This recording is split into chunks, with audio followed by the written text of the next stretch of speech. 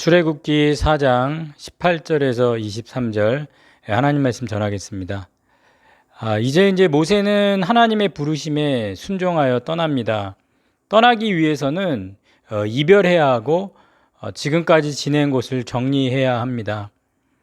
오늘 18절에 모세가 그의 장인 이드로에게 돌아가서 도망자였던 모세를 받아주었고 모세에게 자신의 딸, 또 가정, 평생의 직업을 주었던 이드로는 모세를 참 환대하는 장인이었습니다.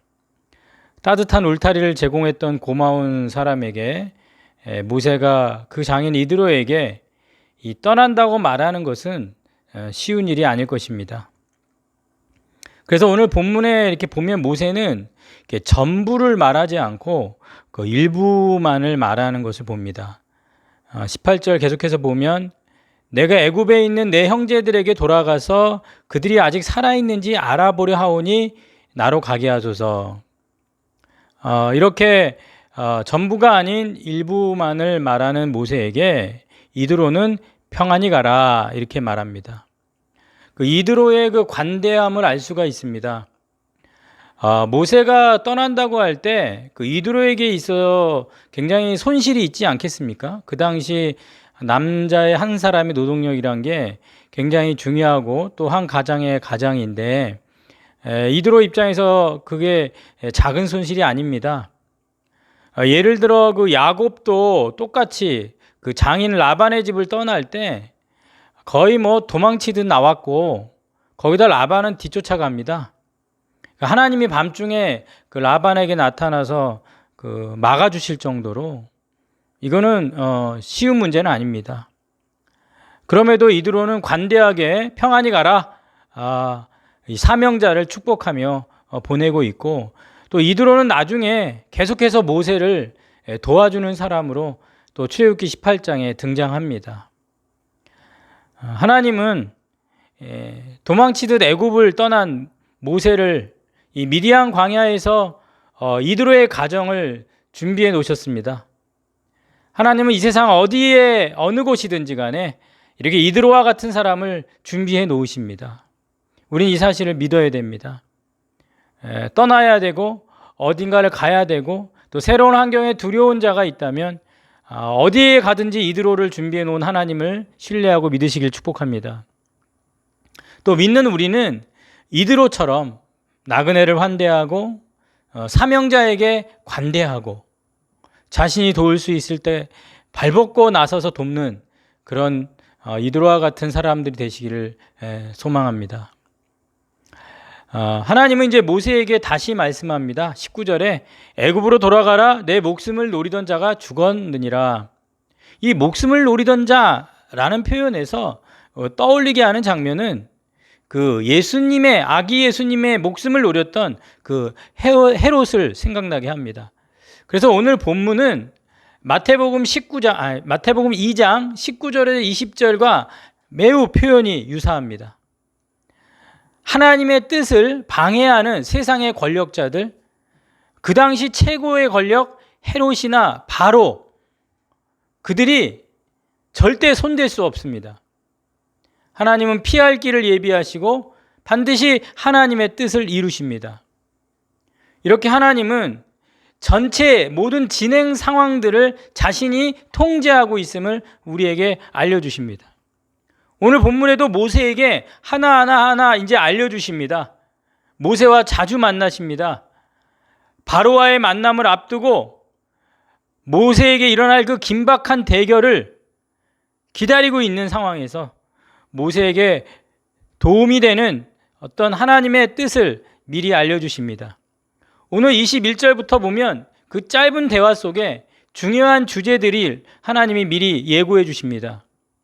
21절 내가 애굽으로 돌아가거든 내가 내 손에 준 이적을 누구 앞에서? 바로 앞에서 다 행하라. 내가 그의 마음을 완악하게 한즉 이 바로는 이미 완악하고 완고한 사람입니다. 이스라엘 백성을 그렇게 혹독하게 지금 부려먹고 있지 않습니까? 이 이스라엘의 이 종살이 노예 생활은 더 오래도록 끌고 가게 되는 것은 결국 이 바로의 완악함이거든요.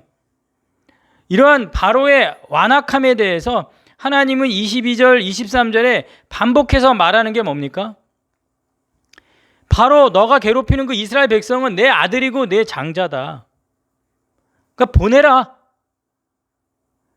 자신의 아들, 장자, 자신의 소유를 찾으시는 하나님으로 자기의 아들을 보호하시는, 찾으시는 아버지의 모습으로 성경에서 오늘 처음 등장을 하십니다. 이렇게 자기 소유를 찾기 위해서는 여호와의 장자, 하나님의 장자들이 당하고 있는 그 죽음의 위기는 애굽의 장자에게도 비슷한 조치를 요구하는 거죠. 그러니까 결국 애굽의 장자를 죽이게 되는 결과만이 이스라엘의 자유를 보장하게 되는 것입니다.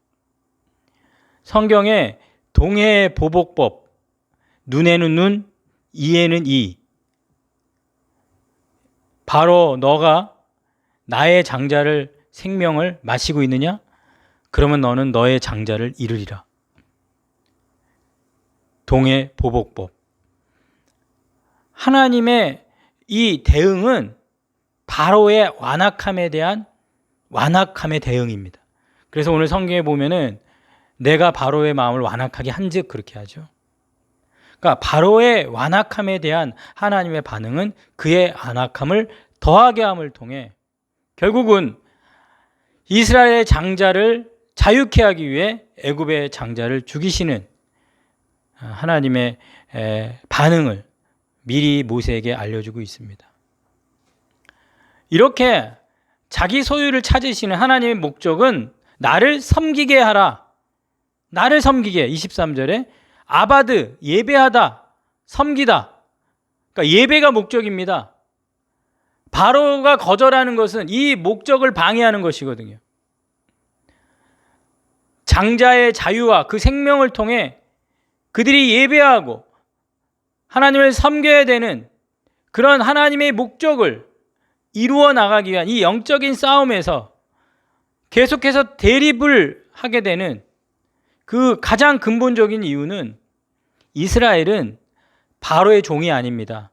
파라오의 종이 아닙니다. 파라오의 노예가 아닙니다. 이스라엘은 여호와의 종입니다. 하나님의 종, 하나님의 노예인 것입니다. 우리도 마찬가지입니다. 믿는 우리는 세상에 끌려다니는 노예가 아닙니다. 세상의 종이 아닙니다. 세상의 시스템에 갇혀서 세상이 하라는 대로 움직여야 될 존재들이 아니라 하나님을 주인으로 섬기는 종으로, 하나님을 주인으로 섬기는 노예로 하나님의 뜻으로 움직이는 자들이 되어야 한다는 것입니다. 이것이 치열한 문화적이고 영적이고 계속된 세상과의 대립이 일어나는 근본적인 원인인 것이죠. 하나님을 주인으로 모시는 순간 하나님은 자기 소유를 보호하시고 찾으시고 지켜내십니다. 이렇게 하나님께서는 자기 소유의 예배를 받기를 기뻐하시고 그 자기 소유에 대한 강한 소유권을 요구하시면서 이 세상과 다른 하나님을 목적으로 두고 하나님을 섬기는 삶을 우리에게 원하시고 계십니다. 그리고 그렇게 살아갈 수 있도록 자신의 뜻을, 하나님의 뜻을, 하늘의 뜻을 우리에게 알려주십니다. 그래서 모세가 애굽으로 떠나기 전에 알려주시죠. 모세는 처음 호렙산에서 하나님의 이 부르심에 대해서 5번을 거부했던 모습이지만 이제는 이러한 하나님이 미리 알려주신 것에 대해서 어떤 의의 제기도 하지 않습니다. 이제는 바로가 완악하든 그래서 어떤 자기의 사명 감당에 어려움이 있던 그런 결과가 중요한 것이 아니라 지금 순종하고 있는 모세, 순종하고 있는 지금 과정, 그것에 더욱 집중하는 모습을 우리는 보게 됩니다. 우리도 모세처럼 어떤 결과만을 만들어내는 신앙생활이 아니라 지금 하나님의 뜻, 하나님의 종으로, 노예로 하나님을 기쁘시게 하기 위한 순종이 무엇인가, 과정이 무엇인가, 여기에 더 집중하는 우리가 되길 소원합니다. 하나님께서 우리의 삶에 종으로 섬기라는 예배의 부르심, 자기 소유를 통해 예배받으시 합당하신 그 하나님을 오늘도 세상 속에서 지켜내고 온전히 그 목적을 이루는 우리가 되기를 주님의 이름으로 축원합니다. 기도하겠습니다. 살아계신 하나님 감사합니다. 오늘도 모세가 이드로와의 이별을 하나님께서 이드로의 환대와 또 이들의 평안히 가라는 축복을 통해 모세를 평안히 사명을 이루게 해주시니 감사합니다. 하나님께서 우리가 어디 가든지 이런 이드로와 같은 사람을 준비해 놓으신 줄로 믿습니다. 또 우리도 이드로와 같은 나그네와 사명자를 환대하고 관대하게 대접하는 우리가 되도록 하나님 붙잡아 주시옵소서. 하나님께서 이 바로의 완악함에 대하여 완악함으로 대응하셔서 결국 하나님의 뜻을 이루시는 것을 보게 됩니다.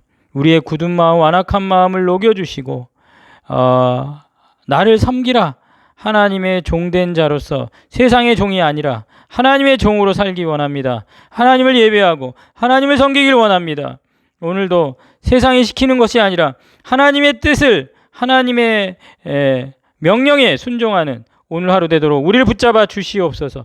하나님의 종을 지키시고 보호하시고 찾으시는 그 하나님의 자기 소유에 대한 사랑, 그 사랑에 붙잡혀 오늘도 살 수 있도록 인도해 주시옵소서. 예수님의 이름으로 기도했사옵나이다. 아멘.